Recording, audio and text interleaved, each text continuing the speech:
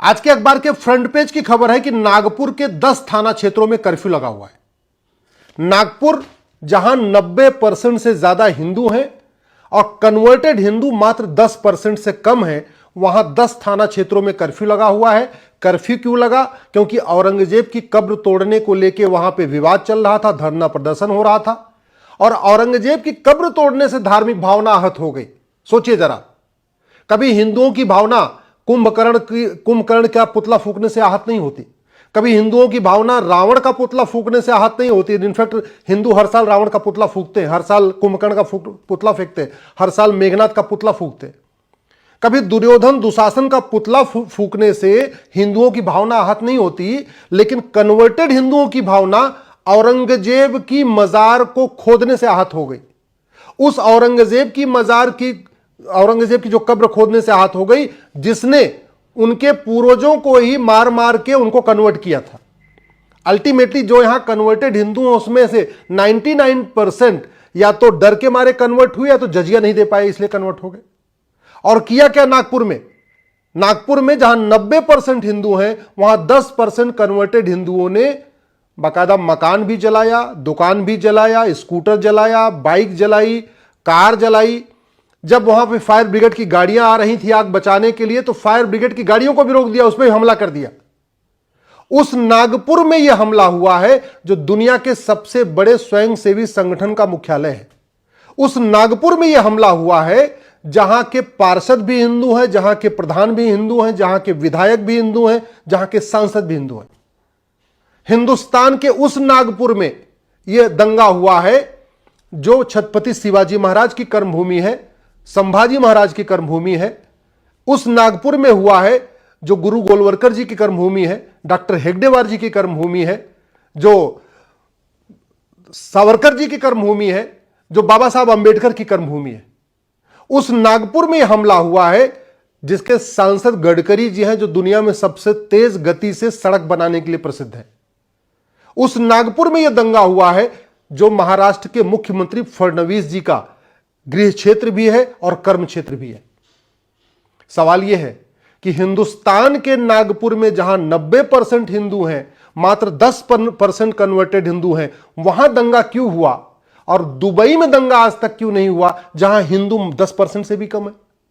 Abu Dhabi में दंगा क्यों नहीं होता जहां हिंदू 10% से भी कम है? कुवैत में दंगा क्यों नहीं होता जहां हिंदू 10% से भी कम है? सिंगापुर में, कोरिया में, जापान में दंगा क्यों नहीं होता जहां हिंदू 10% से भी कम है? भारत में क्यों होता है और नागपुर में क्यों होता है जहां 10% से भी कम है? मैं कई बार कह चुका हूं और फिर दोहरा रहा हूं, डॉक्टर बदलने से बीमारी ठीक नहीं होती है, बीमारी ठीक होती है दवाई बदलने से। Dubai, Kuwait, Singapore, Japan, Korea और भारत में अंतर यह है, हम भगवान राम की पूजा करते हैं और दुबई, कुवैत, बहरीन ने राम नीति को लागू किया है और राम नीति है भय बिन होए न प्रीत। हम भगवान कृष्ण की पूजा करते हैं लेकिन कृष्ण नीति को आज तक हमने लागू नहीं किया। दुबई, कुवैत, बहरीन ने कृष्ण नीति को लागू किया है और कृष्ण नीति है सठे साठ्यम समाचरित। इंसान तभी ठीक से काम करता है जब उसकी शिक्षा में संस्कार हो और कानून का खौफ हो। दुर्भाग्यवश हमारे देश में न शिक्षा में संस्कार है न कानून का खौफ है। 3 लाख मदरसों में नफरत सिखाई जा रही है और उसको कंट्रोल करने के लिए हमने कुछ भी नहीं किया। इस नागपुर में दंगे के बाद तू मैं हो रहा है, आरोप प्रत्यारोप हो रही है, नूरा कुश्ती बतौलेबाजी चल रही है, वीडियो भी शेयर किए जा रहे हैं, फेसबुक पे शेयर हो रहे हैं, ट्विटर पे शेयर हो रहे हैं। मूल कारण और अस्थायी समाधान पे अभी भी चर्चा नहीं हो रही है।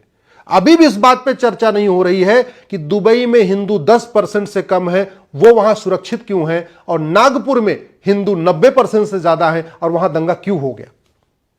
मैं कई बार कह चुका हूं, कानून को बदलिए, सबसे पहले हेट स्पीच को डिफाइन करिए, एक राष्ट्रीय एकता और अखंडता आयोग बनाइए और सभी मजहबी किताबों को, सभी धार्मिक किताबों को, सभी रिलीजियस किताबों को एक बार पढ़ के देखिए कि कोई किताब हेट स्पीच तो नहीं फैला रही है, और अगर हेट स्पीच फैला रही है उस किताब को बदलिए। तब भारत बचेगा, तब भारतीय संस्कृति बचेगी, तब देश बचेगा। अगर आप भारत को बचाना चाहते हैं तो ये माइनॉरिटी मेजॉरिटी का कॉन्सेप्ट जो अंग्रेजों ने लागू किया था, जिसको कांग्रेस ने कानून बना के लागू कर दिया, इसको खत्म कर दीजिए। ये 1992 में बना हुआ माइनॉरिटी कमीशन एक्ट खत्म कर दीजिए, माइनॉरिटी अफेयर मिनिस्ट्री बंद कर दीजिए, माइनॉरिटी के नाम पे जो मदरसे चल रहे हैं इनको बंद करिए, माइनॉरिटी के नाम पे वजीफा बंद करिए, माइनॉरिटी के नाम पे कोचिंग बंद करिए, माइनॉरिटी के नाम के स्कूल बंद करिए, माइनॉरिटी के नाम पे जो engineering college, medical college, university, law college चल रहे हैं इनको बंद करिए। यह माइनॉरिटी भारत के लिए जहर के समान है और जैसे जैसे यह माइनॉरिटी का कॉन्सेप्ट बढ़ रहा है, भारत की बर्बादी उतनी तेजी के साथ शुरू हो रही है। बंद करिए। क्यों चाहिए वक्फ बोर्ड, क्यों चाहिए वक्फ ट्रिब्यूनल, क्यों चाहिए मजहब के नाम पे लोन, क्यों चाहिए मजहब के आधार पे मकान, क्यों चाहिए मजहब के आधार पे राशन, क्यों चाहिए मजहब के आधार पे रिजर्वेशन, क्यों चाहिए? एक बार मजहब के आधार पे विभाजन हो चुका है ना, क्या हम दूसरे विभाजन, जब दूसरा विभाजन हो जाएगा उसके बाद हम कानूनों को बदलेंगे?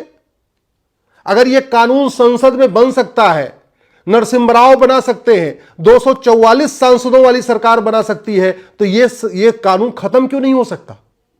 या तो माइनॉरिटी मेजॉरिटी खत्म कर दीजिए, नहीं तो कम से कम माइनॉरिटी को डिफाइन कर दीजिए कि भारत में 1% से जो ज्यादा है वो माइनॉरिटी नहीं कहलाएगा, तब भी समस्या का समाधान हो जाएगा। अगर आप भारत को बचाना चाहते हैं तो ये वक्फ बोर्ड जो 10 लाख एकड़ जमीन पे कब्जा करके बैठा हुआ है, इस कानून को खत्म करिए, समान दान संहिता लागू करिए, समान संपत्ति संहिता लागू करिए, समान धर्मस्थल संहिता लागू करिए, एक देश एक विधान लागू करिए, अलग से बोर्ड, अलग से ट्रिब्यूनल बंद कर दीजिए। अगर आप भारत को बचाना चाहते हैं तो ये जो 1958 में कांग्रेस ने एंशिएंट मोन्यूमेंट एक्ट बनाया था, इसको खत्म करिए। इस पूरे दंगे का मूल कारण ये घटिया कानून है। कांग्रेस ने यह कानून बनाया था बाबर, हुमायूं, तुगलक, गजनी, गोरी, खिलजी, औरंगजेब की कब्र को सुरक्षित करने के लिए। पूरी दुनिया में गुलामी के नाम निशान मिटाए जाते हैं, पूरी दुनिया में गुलामी के नाम मिटाए जाते हैं। चीन भी गुलाम था, उसने गुलामी का नामो निशान मिटा दिया 1 साल के अंदर। 1949 में आजाद हुआ, 1950 में गुलामी का नामो निशान मिटा दिया, और हम 1947 में आजाद हुए और 1958 में एंशिएंट मोन्यूमेंट एक्ट बना के हमने सारे गुलामी की निशानी को प्रोटेक्ट कर दिया। और इस गुलामी की निशानी के संरक्षण के लिए, इसको प्रोटेक्ट करने के लिए बाकायदा एक डिपार्टमेंट बना, ASI, वो उसको संरक्षित कर रहा है, उसको प्रोटेक्ट कर रहा है, उसका रखरखाव कर रहा है, उसका देखभाल कर रहा है। क्यों चाहिए हमें वहशी दरिंदों की कब्र, क्यों चाहिए हमें वहशी दरिंदों की मजार? इस घटिया कानून को खत्म करिए अगर भारत को बचाना है तो। अगर भारत को बचाना है तो 1991 में बने हुए प्लेस ऑफ वर्शिप एक्ट को खत्म करिए, और जो गुलामी के निशान थे, जो हमारे मठ मंदिर थे तोड़े थे, वो जो रुका हुआ है उसको वापस लेने का रास्ता खोलिए, इस कानून को खत्म करिए। अगर आप चाहते हैं कि भारत बचे, 1955 का बना हुआ इस घटिया कानून को खत्म करिए। ये कहने को सिटीजनशिप एक्ट है, नागरिकता देने और नागरिकता लेने वाला कानून है। आज तक घुसपैठियों को नागरिकता मिल रही है, जिहादियों को नागरिकता मिल रही है, मिशनरियों की नागरिकता मिल रही है, लेकिन किसी की नागरिकता गई नहीं। ऐसा घटिया कानून है। एक यूनिफॉर्म सिटीजनशिप कोड बनाइए, समान नागरिकता संहिता बनाइए। अगर भारत को बचाना चाहते हैं तो ये जो कांग्रेस ने कानून बनाया था हिंदुओं को निहत्था करने के लिए, इस कानून को बदलिए, आर्म्स एक्ट को। पहले अंग्रेजों ने कानून बनाया था आर्म्स एक्ट, और अंग्रेजों को हिंदुओं को निहत्था करने के लिए, और उसी कानून को कॉपी पेस्ट करके अंग्रेजों ने यह कानून बना दिया 1959 आर्म्स एक्ट। इस घटिया कानून के कारण हिंदू नवरात्रि में तलवार लेके शोभा यात्रा नहीं निकाल पाते। शिवरात्रि पे शंकर जी की शोभा यात्रा निकालते हैं, लेकिन त्रिशूल लेके नहीं चल पाते। इस घटिया कानून के कारण हनुमान जी की शोभा यात्रा निकलती है हनुमान जयंती पे, लेकिन हिंदू गदा लेके नहीं चलते डर के मारे। इस घटिया कानून के कारण परशुराम जयंती पे हिंदू अपना परसा लेके नहीं चल पाते। इस घटिया कानून के कारण हिंदू निहत्थे हो चुके हैं। इस घटिया कानून को बदलिए, और कम से कम हिंदुओं के जो हमारे देवता हैं, उन देवताओं के पास जो शस्त्र है उसको रखने की इजाजत दीजिए। भगवान गणेश का जो मुख्य शस्त्र था वो कुल्हाड़ी था, लेकिन इस घटिया कानून के कारण हिंदू जब शोभा यात्रा निकलते हैं गणेश जी की तो कुल्हाड़ी लेके नहीं चलते। भगवान परशुराम का मुख्य शस्त्र फरसा है, गड़ासा है, लेकिन हिंदू लेके नहीं चल पाते। शिवरात्रि पे शिवयात्रा निकलती है, लेकिन जो भगवान शंकर का मुख्य शस्त्र है त्रिशूल, उसको लेके हिंदू नहीं चलते। कम से कम हिंदुओं को त्रिशूल रखने, तलवार रखने, गदा रखने, भाला रखने और कुल्हाड़ी रखने की परमिशन दीजिए। इस कानून को बदलिए। यह कानून केवल और केवल हिंदुओं को निहत्था करने के लिए बनाया था। अगर आप भारत को बचाना चाहते हैं तो ये जो घटिया कानून है 1946 का बना हुआ फॉरेनर एक्ट, इसको खत्म करिए। घुसपैठियों और उनके मददगारों की 100% संपत्ति जब्त करने, नागरिकता खत्म करने, उनका आजीवन कारावास, फांसी देने के लिए कानून बनाइए। 6 करोड़ घुसपैठिए भारत में बैठे हुए हैं, और जिस दिन वो सड़क पे निकलेंगे पूरे भारत को बर्बाद करके रख देंगे। अगर भारत को बचाना चाहते हैं 1861 का ये पुलिस एक्ट बदलिए, भारत में one nation one police code लागू करिए। क्या कारण है कि यूपी में तो पुलिस बुलडोजर लेके चलती है, लेकिन महाराष्ट्र में बुलडोजर नहीं चला, केरल में बुलडोजर कभी नहीं चलता, बंगाल में बुलडोजर कभी चलेगा ही नहीं? क्यों? कानून एक होना चाहिए। पूरे देश की पुलिस स्वतंत्र और निष्पक्ष होकर जिहादियों पे टूट पड़े, पूरे देश की पुलिस स्वतंत्र और निष्पक्ष होकर अपराधियों पे टूट पड़े, दंगाइयों पे टूट पड़े। वो तभी होगा जब 1861 का पुलिस एक्ट बदलेगा, एक नया one nation one police code बनेगा, यूनिफॉर्म पुलिस कोड। कहने को ये नेशनल सिक्योरिटी एक्ट है, लेकिन राष्ट्रीय सुरक्षा के लिए क्या क्या खतरा है इसमें लिखा ही नहीं है। इसलिए न लब जिहाद वालों पे एनएसए लगता है, न धर्मांतरण कराने वालों पे एनएसए लगता है, न घुसपैठियों पे एनएसए लगता है, न जिहादियों पे एनएसए लगता है, न दंगाइयों पे एनएसए लगता है। मिसयूज हो रहा है। हां, मनीष कश्यप अगर एक वीडियो बना देंगे तो एनएसए लग जाएगा, लेकिन यहां पे जो दंगा कर रहे हैं उन पे एनएसए नहीं लग रहा है। नागपुर में भी नहीं लगा।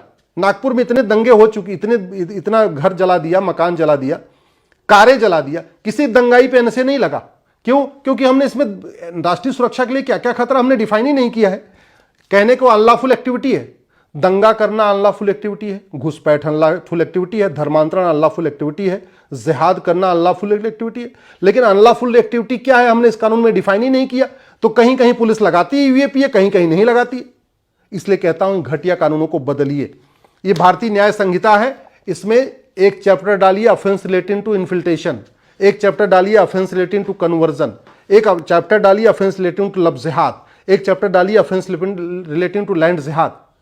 इस कानून को बदलना पड़ेगा। भारत को बचाना है, भारत की संस्कृति को बचाना है तो सठे साठ्यम समाचरित भय बिन होय न प्रीत सिद्धांत लागू करना पड़ेगा। और वो तभी होगा जब one nation one penal code होगा, one nation one police code होगा, one nation one judicial code होगा, वन नेशन एडमिनिस्ट्रेटिव कोड होगा, और झूठ बोलना गंभीर अपराध होगा, झूठी गवाही देना गंभीर अपराध होगा। नागपुर में जो दंगा हुआ है ना, चलेगा 20-50 साल तक चलता रहेगा। क्यों?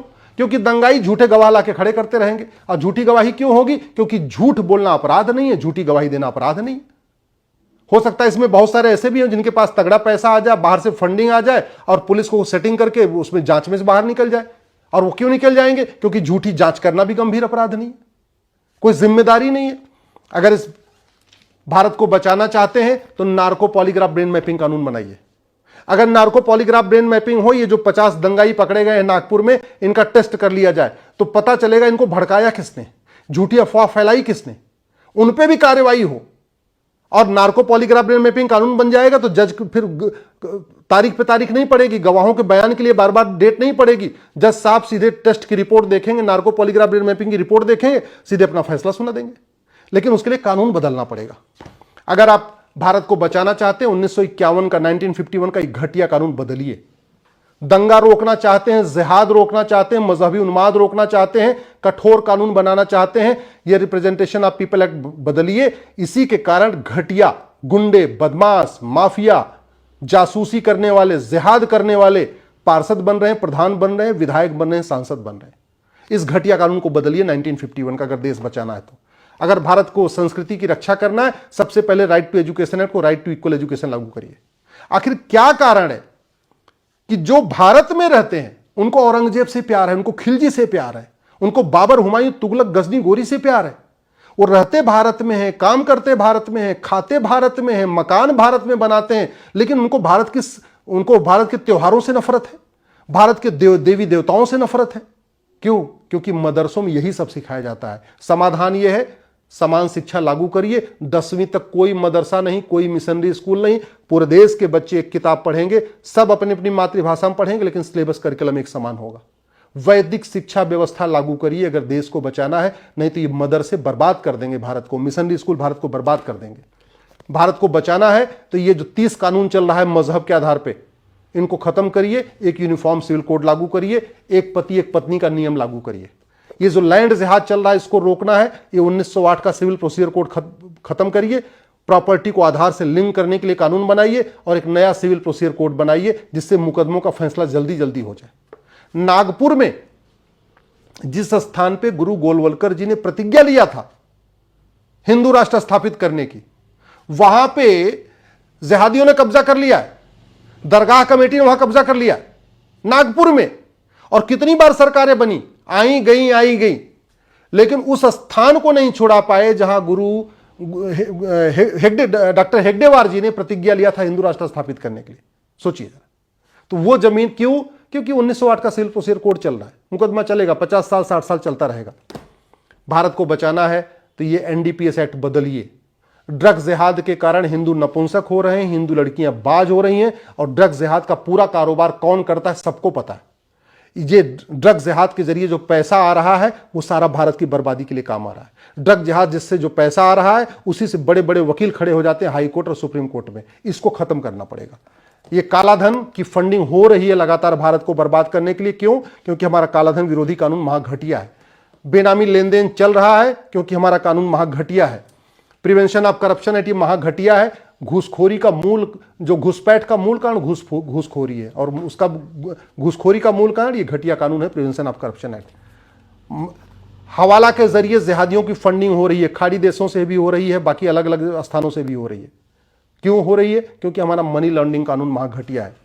विदेशों से पैसा आ रहा है एफसीआरए के जरिए भारत को बर्बाद करने के लिए। क्यों आ रहा है? क्योंकि 2010 में कांग्रेस ने कानून बनाया ही था। मैं पहले भी कई बार कह चुका हूं, एक भी अंग्रेजी कानून छूटा तो सुरक्षा चक्र टूटा, एक भी कांग्रेसी कानून छूटा तो सुरक्षा चक्र टूटा। भारत को बचाना है, सभी अंग्रेजी कानून खत्म करिए, सभी कांग्रेसी कानून खत्म करिए, पुलिस रिफॉर्म करिए, एजुकेशन रिफॉर्म करिए, जुडिशियल रिफॉर्म करिए, टैक्स रिफॉर्म करिए, एडमिनिस्ट्रेटिव रिफॉर्म करिए। भारत को सुरक्षित करना है, राम नीति लागू करिए, भय बिन होए न प्रीत, सठे साठ्यम समाचरित, जो कृष्ण नीति उसको लागू करिए, कानून का खौफ पैदा करिए। जैसे दुबई में दंगे नहीं होते, भारत में भी दंगे बंद हो जाएंगे, भारत में जिहाद बंद हो जाएगा, भारत सुरक्षित हो जाएगा, भारत में मजहबी उन्माद बंद हो जाएगा, भारत से घुसपैठी अपने आप भाग जाएंगे, भारत में धर्मांतरण बंद हो जाएगा, भारत में लब जिहाद, लैंड जिहाद बंद हो जाएगा। लेकिन वो डॉक्टर बदलने से नहीं, सांसद विधायक मंत्री बदलने से नहीं, सरकार बदलने से नहीं, वो होगा कानून बदलने से। क्योंकि डॉक्टर बहुत अच्छा हो, अगर दवाई घटिया हो तो बीमारी ठीक नहीं होती, और शासक बहुत अच्छा हो, अगर नियम कानून घटिया हो, सिस्टम घटिया हो, तो अराजकता बंद नहीं होती है।